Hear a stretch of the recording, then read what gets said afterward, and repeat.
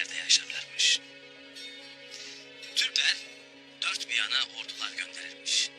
Herkes de onlara biat edermiş. Yurtlarında kocaman bir kaya varmış. Bu kayanın adına Kutlu Dağ derlermiş. 5 kuşak sonra bir gün bir Kağan tahta oturmuş. Bu Kağan Çinli bir prensesle evlenmiş. Çinlilerin gayesi Kağan'ı kandırıp bu prenses sayesinde Türkleri zayıflatmakmış. Nitekim bir gün Çinliler toplanmış. Türklerin bu dirliği ve gücü Kutlu Dağ dedikleri bir kayadan gelir demişler. Nitekim gidip Kağan'dan kayayı istemişler. Kağan da hiç düşünmeden kayayı vermiş. Çinliler almışlar kayayı, parçalayıp kendi yurtlarına götürmüşler. O günden sonra Türk yurdunda felaketler başlamış. Irmakların suyu kesilmiş, ağaçlar kurumuş. Türk yurdunda bir kıtlık başlamış. Düşüncesiz Kağan 7 gün içerisinde ölmüş. Ardından gelenler de tez vakitte ölmüşler. Türkler bu haldeyken bir gece göç sesleriyle uyanmışlar. Bir bakmışlar ki bütün hayvanlar, ağaçlar, dağlar göç diye inlerler. Türkler bu ilahi sesleri dinleyip göçe başlamışlar. Ta ki eski dirliği ve gücü tekrar bulana kadar. Biz de mi o günden beri göçer dururuz baba? He ya oğul, o günden beri göçer dururuz. Yeni yurdumuzla dirliğimiz sürer inşallah baba. İnşallah yiğidim, inşallah. Lakin bak destanımızdaki ibrete. Düşmana değil yurt, bir kaya parçası dahi versen başımıza felaketler gelir. Biz de Söğüt'ü düşmana bırakmayacağız. Ve göçüp dirliğimizi, eski gücümüzü bulacağız inşallah. İnşallah baba. Büyüğünde Çin'e gidip Çinlilerden o kayayı almak isterim. Kardeşlerimi de yanıma alırım. Ey maşallah. Hele bir yeni kardeşin de gelsin. Hepiniz birlikte boyumuzu, soyumuzu ihya edeceksiniz inşallah. İnşallah. Haydi, döşe.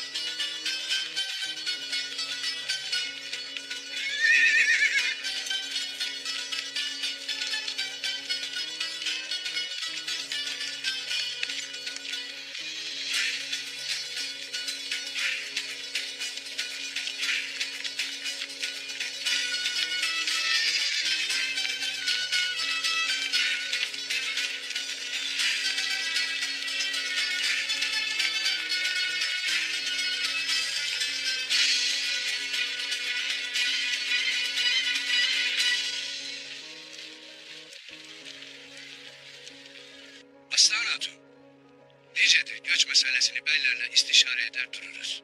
Herkes bizimle aynı düşüncededir. Kimse katiyen obayı Söğüt'e taşımak istemez. Sen Candar Bey'in kızısın. Çavdar Obası'nın hatunusun. Turgut Bey'le evlenmek istedin, eyvallah dedik. Onu bey yapmak istedin, eyvallah dedik. Lakin bu göç meselesine onurumuz yoktur. Törece beyler bir başına karar alamaz. Diğer beylerin onuru olmazsa bu iş olmaz. Beylerim, biz Ertuğrul Bey'e tabi olduk. Obalarımızı birleştirdik. Hem o bizim uç beyimizdir. Göç meselesi hayırlı ve gerekli bir iş olmasa Ertuğrul Bey kendi obasını götürür mü?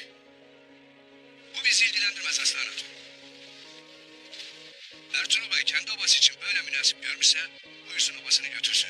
Lakin biz böyle karar verdik.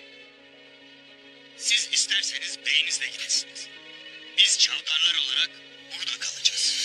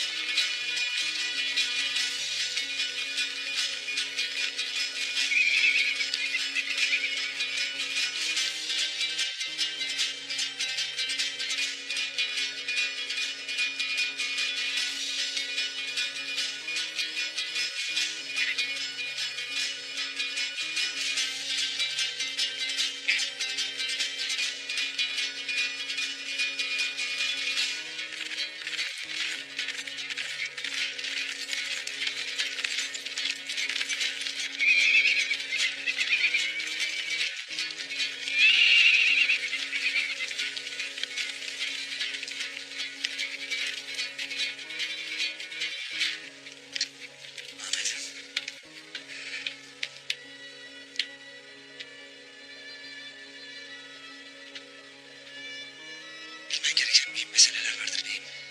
Hele. Kimdir bu adam Sungur Bey? Ertuğrul Bey'in bir dostudur.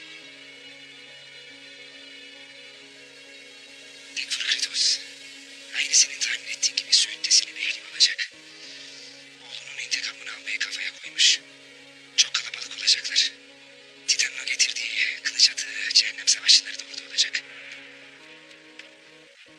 Bugün cihanın kaç bucak olduğunu görecekler Ahmet. Beyim, dahası da vardır. O pusu esnasında ben de senin yanında olup onlara kan kusturmak isterdim lakin... Tekfur Kritos bana çok mühim bir görev verdi. Nedir verdiği vazife? Emir Saadettin ile Tekfur Kritos. Kervansaray'da buluşmak üzere sözleşmişler. Senin hesabını görmek için işbirliği yapmak isterler. Tekfur Kritos, Emir Saadettin'e elçi olarak benim gitmemi ister. Beyim, eğer istersen, müsaaden varsa Emir Saadettin işini bitirmek isterim.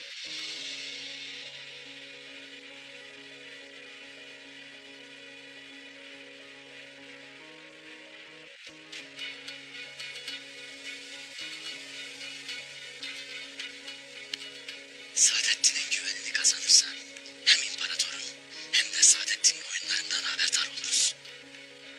Haklısın beyim.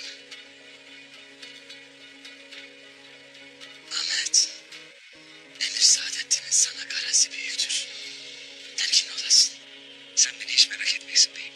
Ben başımın çaresine bakarım. Allah yar ve yardımcın olsun. Sağ olasın beyim. Yolun açık olsun yiğidim.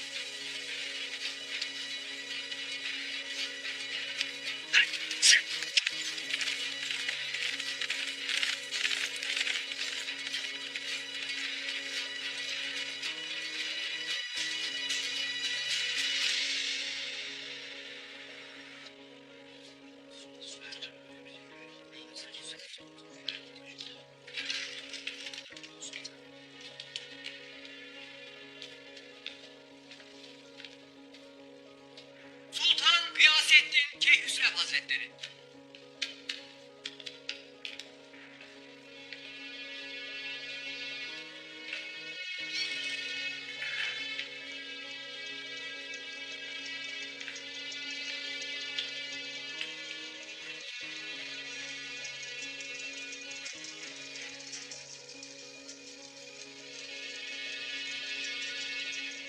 Hamit seferi için hazırlıklar tamam mı Cemalettin? Ordumuz hazır. Lakin hepimiz endişe içindeyiz sultanım. Ne endişesi? Moğollar yetmezmiş gibi bir de Ertuğrul var başımızda sultanım.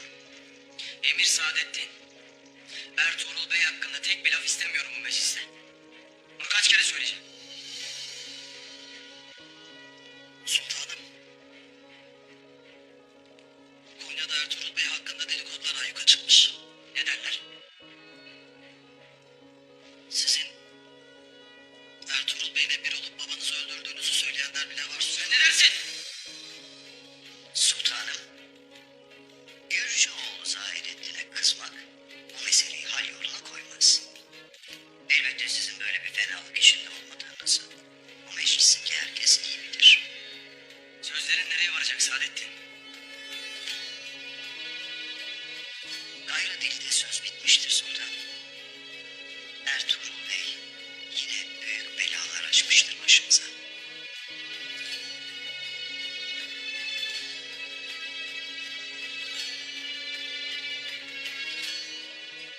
Anlat. Ertuğrul Bey Tekfur Kritos'la yapacağımız sulh anlaşmasına karşı gelmiş. Yetmez gibi Tekfur Kritos'u katletmeye kalkışmış. Bu da yetmemiş. Günalp Bey'i zindana atmış. Neden yaparlar? Saltanatınıza karşı bir isyan hazırlığındadır sultan. Sultanım, demiş Saadettin haklı. Ertuğrul Bey artık durdurulmalı. Bu işin sonu iyiye gitmez sultan. Hal böyle olunca Amit seferinizin zaferle taçlanması mümkün görülmemektedir. Sultan, Ertuğrul Bey gibi bir çıbanbaşı Garbi kutularımızdan mesele çıkarırken ordumuzla Amit seferine çıkmak hepimizi endişeye sevk eder.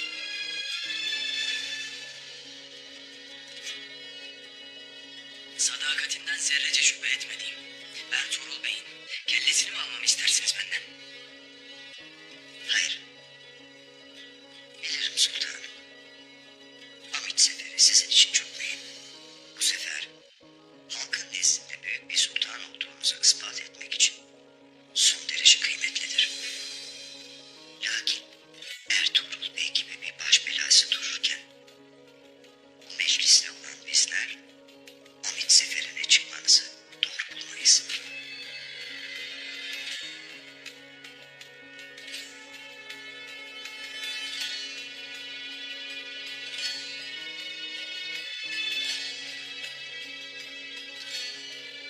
O halde ne istersiniz benden?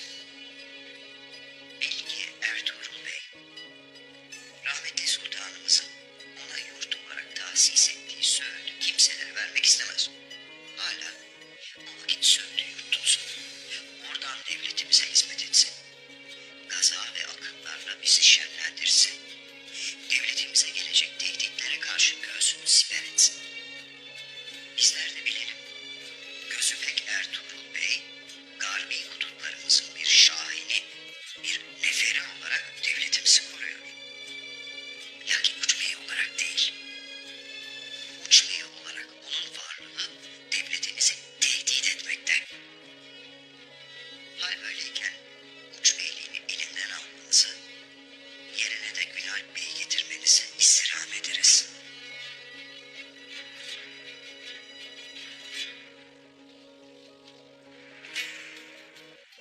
Hazırladığım bu fermanı yürürlediğiniz vakit hepimiz sizin için Amit seferine çıkmaya canı gönülden hazır olacağız.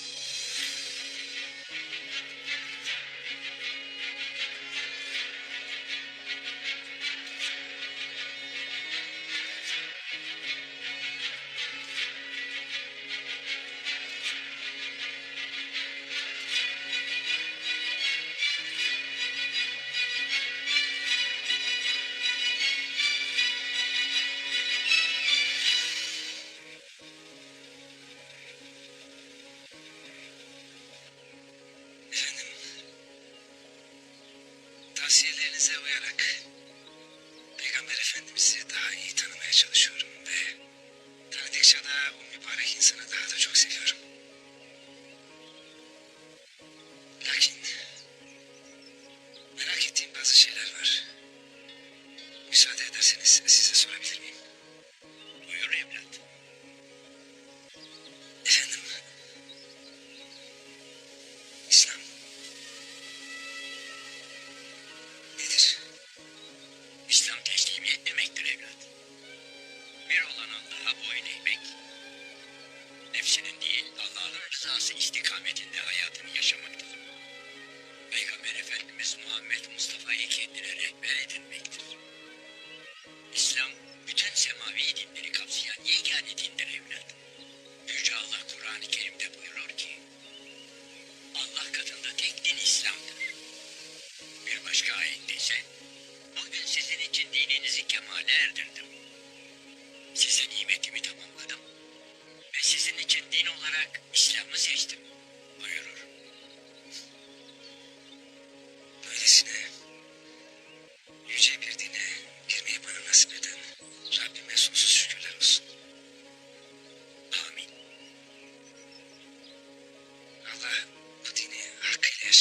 nasip etsin.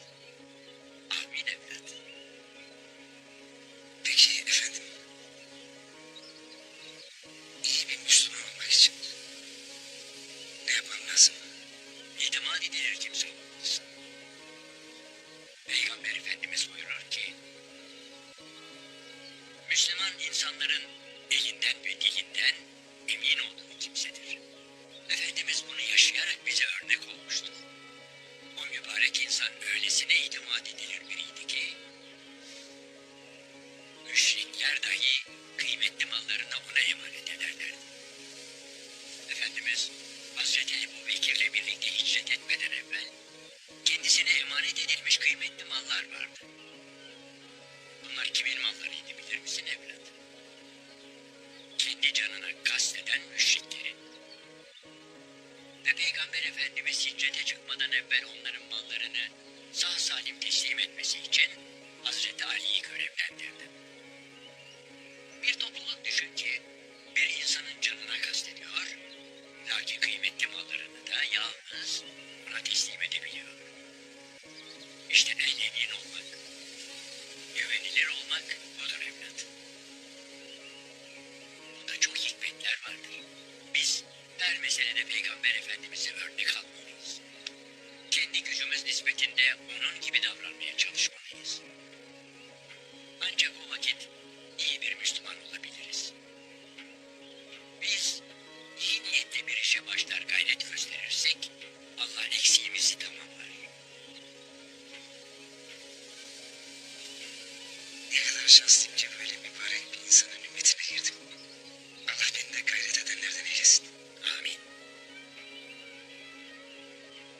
Efendim, Ertuğrul Bey bana mühim bir vazife verdi.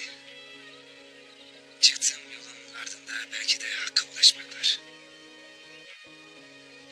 O yüzden vazifeme başlamadan evvel benim için duacı olmanızı isterim. Niyeti hayır olanın akıbeti de hayırdır evlat. Hak üzere olan kutlu davada Allah yanında olacaktır. Duamız her daim seninle ve Allah yolunda kaza edenlerledir. Sağ olun efendim.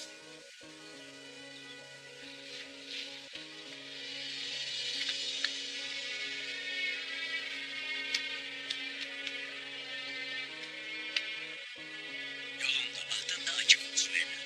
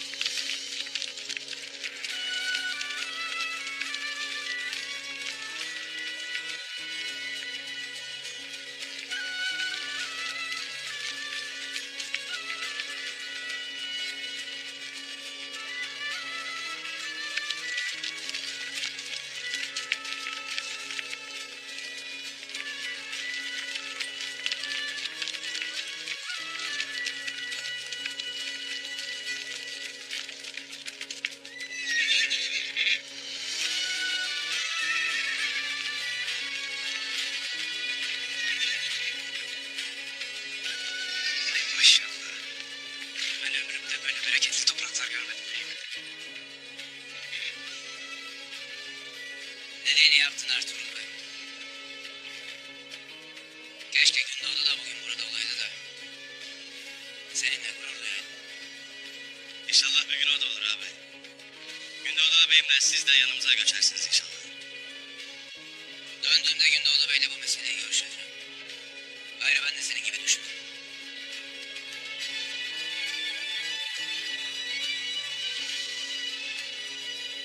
Sen ne düşünürsün Gület Bey? Güzel yoktur. Burada obada varılır, sürüler de sevilir. Lakin keferenin burnunun dibindedir. Kafanızı cenkten kaldıramazsınız. Bilhassa Tekfur Kritos sizin burada yurtlanmanıza tahammül edemez. Oğlunu öldürdünüz. Kalede itibarını yerle bir etti. İntikam için her şeyi yapacaktır. İyi ya. Biz de bunu görmeye geldik. İtibar ettiğin Emir Saadettin ve avanesinin kiminle sulh yapmak istediğini kendi gözlerinle gör istedim.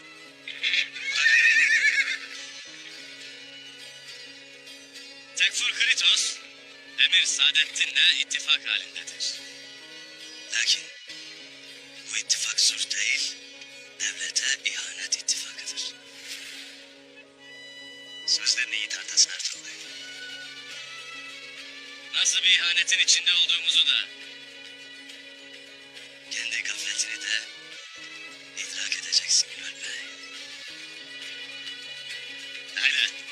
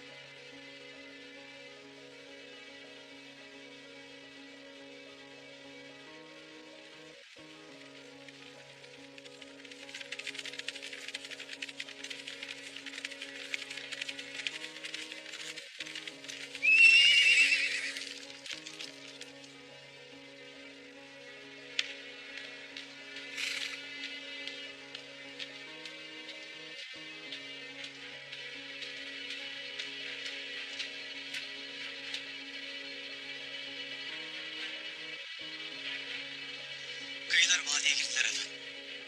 Kaç kişilerle? Sayıları çok az. Ertuğrul Bey ve 10 kadar Alp var. Kolay olacak. Yaylak için en iyi yer burası.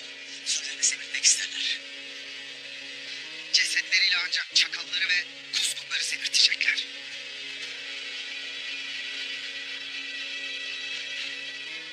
Leon, sen kaleye. Kaleye dön ve kaleyi koru. Emredersiniz efendim.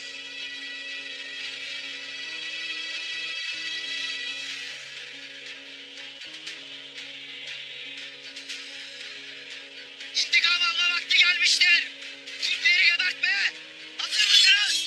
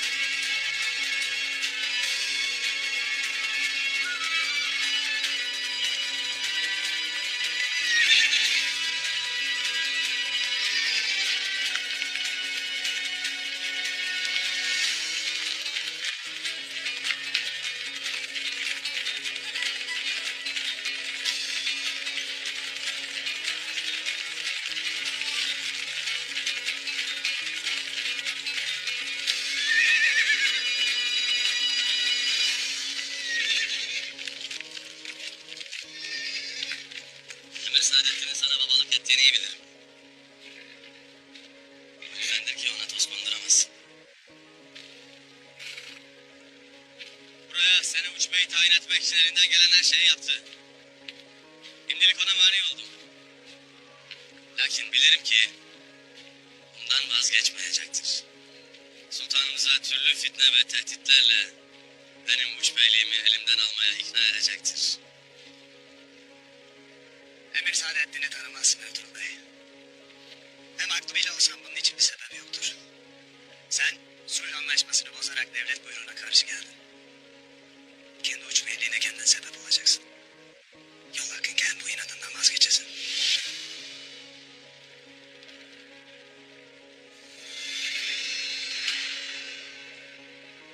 Bugün Sultanımız Alaaddin'in bana verdiği bu güzel yurdu Söğüt'ü istememden. Yarın ne isteyeceği de bellidir. Nedir o?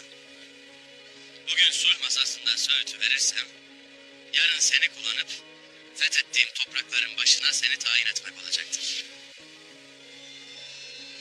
Sonraki hedefi de beni öldürmek. Öfken senin gözünü kör etmiş Ertuğrul Bey. Öfkemiz aklımızı biler Günalp Bey. Lakin kör bir sadakat hakikatin en büyük düşmanıdır.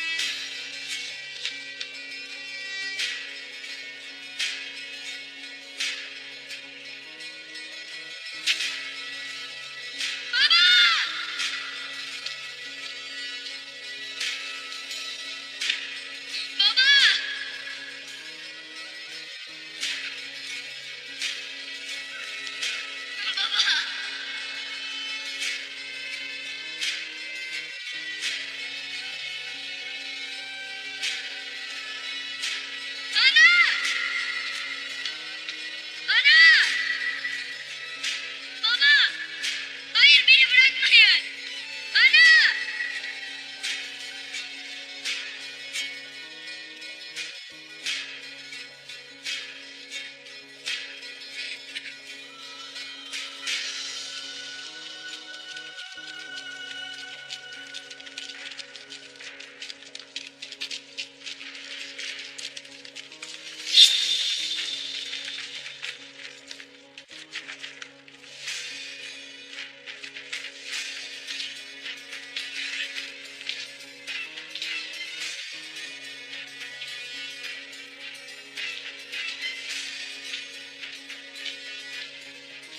Yaklaşma!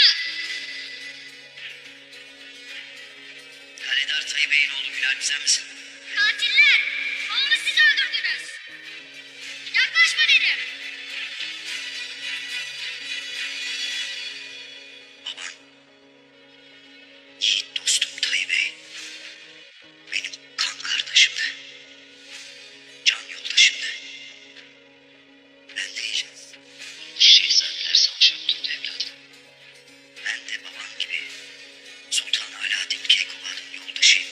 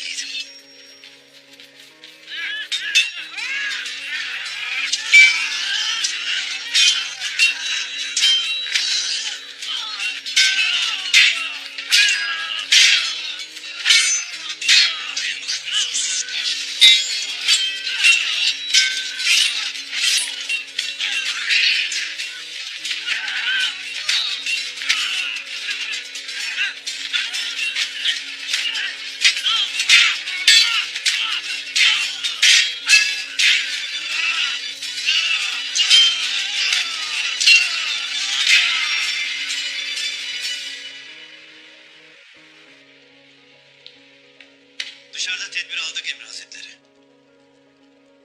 Hala. Tekfur'da nerede kaldı? Bir an evvel geleydi bana.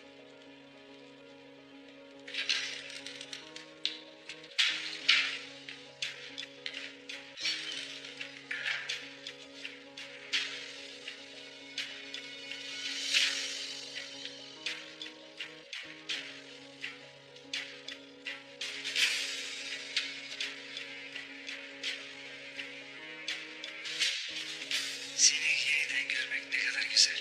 Saadettin köpek. Reis.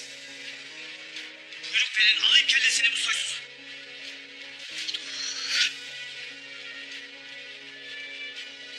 O benim.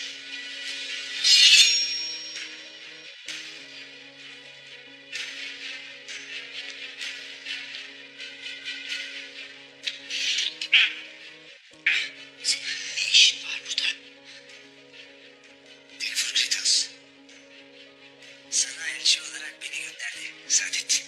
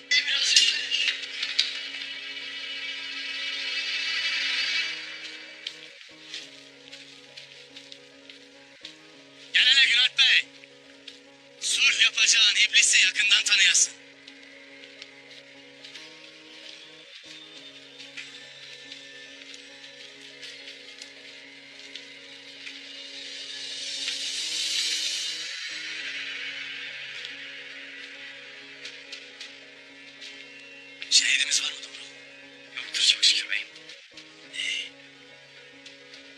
Yaralılara mukayyet olasınız. Durumu ağır olan varsa tez kaleye götüresiniz. Emrin olur beyim.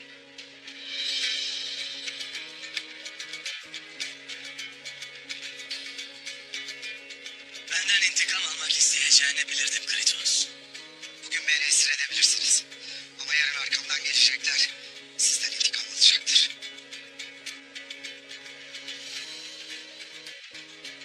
Emir Saadettin'le nasıl işbirliği ettiğini bana anlat hele. İki devletin sulh anlaşmasıdır bu Ertuğrul Bey. Senin gibi sütü bozukların ağzından çıkan laflara karnım toktur. De hele bana. Hangi iki devlet sulh anlaşmasında Söğüt gibi bir yurdu birbirine hediye eder? De hele. Emir Saadettin karşılığında senden ne istedi? Kelime mi de hele?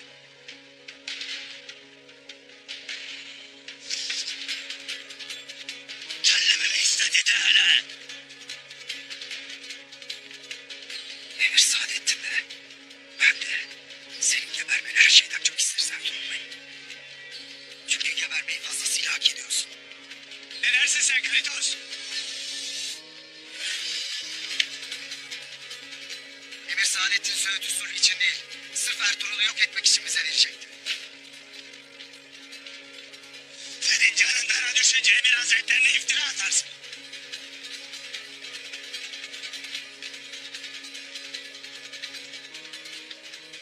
Burayı yurt tuttuğumuzda neler olacağını gördün Kritos. Çökertin şu herifi.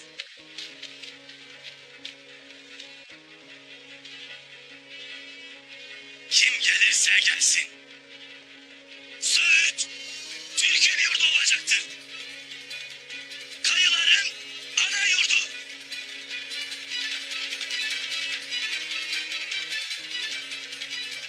Murat Bey, sen de Emir Saadettin'in neler ettiğini kendi kulağınla işittin.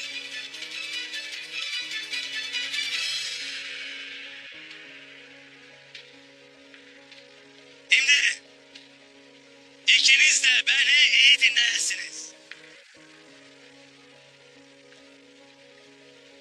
Söğüt benim ve obamın hakkıdır.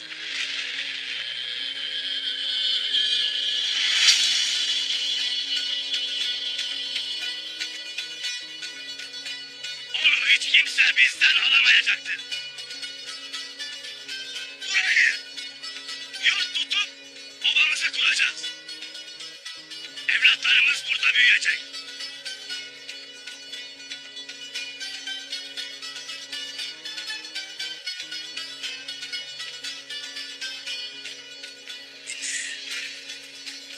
Benim şartlarımla sulh anlaşması yapacaksan yaşamana izin vereceğim Kritos. Aksi takdirde kelleni Bilecik'teki kalemde sallandıracağım, haberin olsun.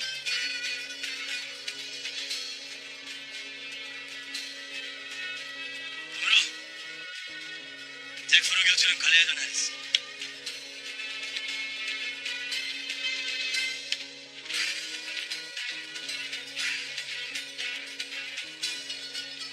Diyeceğin var mıdır Gürat Bey?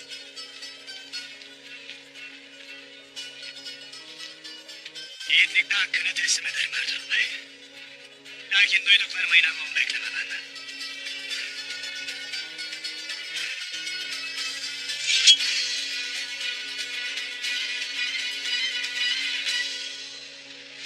Demek bana tuzak kurdu ha?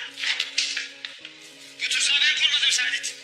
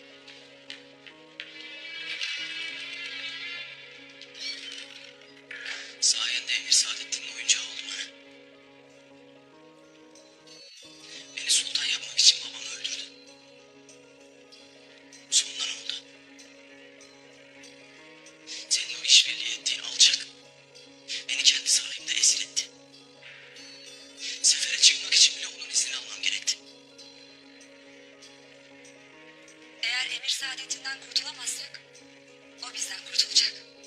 Nasıl olacak ana? Ha? Nasıl olacak? Benim babam Keykubat'ın sarayında ölürken o çok güvendiği emirleri, komutanları, pervaneleri hepsi toz oldular. Çölüsünde bile yanımda olmaktan korkarlardı. Koca sarayda yapayalnızım ben. Görmez misin onu? Ertuğrul Bey'in dediği oldu sonunda. Benden hakikati istedin.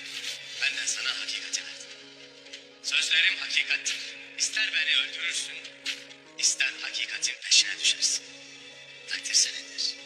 Lakin bir vakitler sultanımızın düştüğü gibi gaflete düşersen bedelini devletimiz ödeyecek. Gafletinle devletimizi önce Mahberi Hatun'la Altun Aba'nın, sonra da Saadettin'in kirli ellerine teslim edeceksin. Devlet sen oldun sanırsın, lakin bir bakarsın koca bir hiçsin. Babasının katilleriyle işbirliği etmiş bir sultan müsveddesi.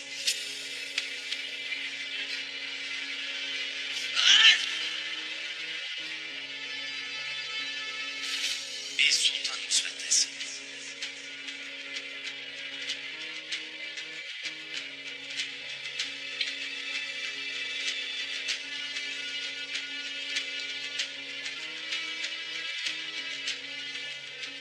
Köpek örümcek ol.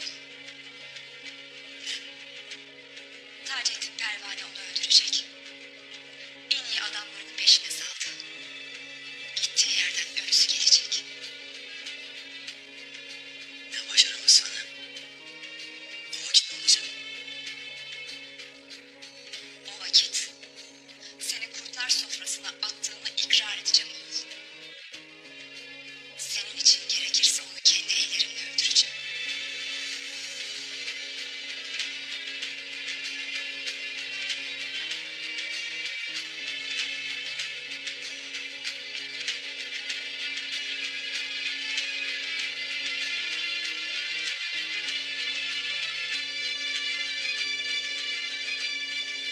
Kimsin sen köpek? Söyle! Bu adamı tanırım. Emir Taceddin'in adamı bu. Emir Taceddin ha? Emir Taceddin.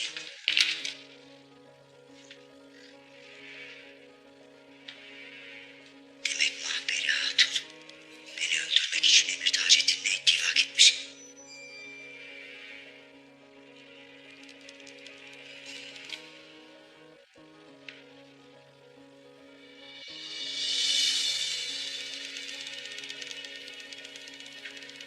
Ne yapacağız Emir Hazretleri?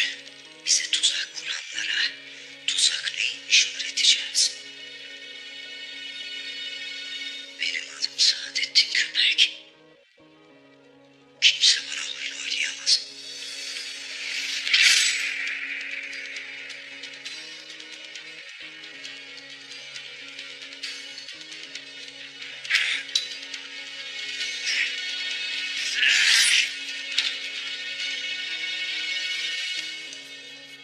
Şimdi tuzağı kimin kurduğunu öğrenmiş olduk.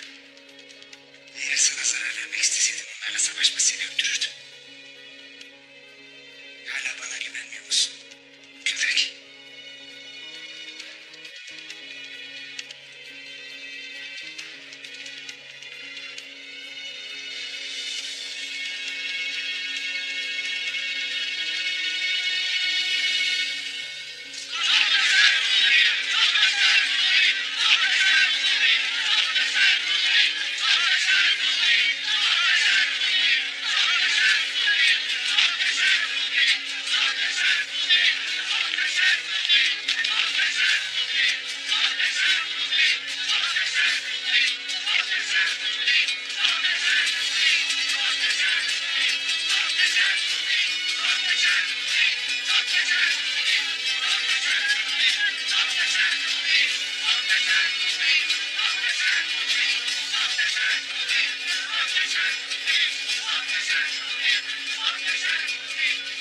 Senin askerlerine benzemez Günay Bey.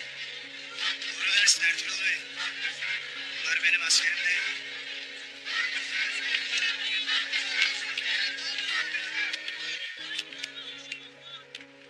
Hayrola Ertuğrul Bey? Kimdir bunlar? Konya'dan geldiler Ertuğrul Bey.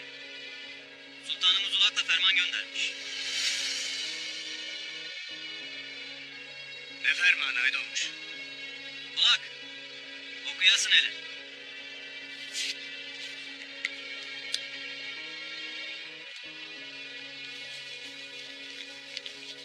Sultan Gıyasettin Keyhüsrev Hazretlerinin buyruğuyla Karacahisar Kalesi ve Uç Beyliği'nin Süleyman Şahoğlu Ertuğrul Bey'den alınmasına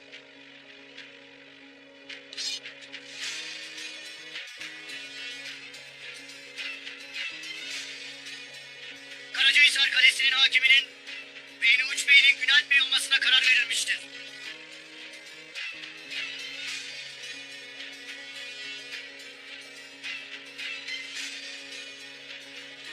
Ne dersin sen be? Ertuğrul Bey, beyim. Allah doğrusu neler böyle? Sen ne dediğini bilir misin ha? Uç beyliğini bizden kimse alamaz. Düzmece fermandır o. Sultanımızın mührü var burada. Görmez misin? Bu kadar kolay verir miyiz sandın kaleyi? Fermanı ihtilafına en ufak harekette bulunanlar sultana ve devlete isyan etmekten derhal idam edilecektir.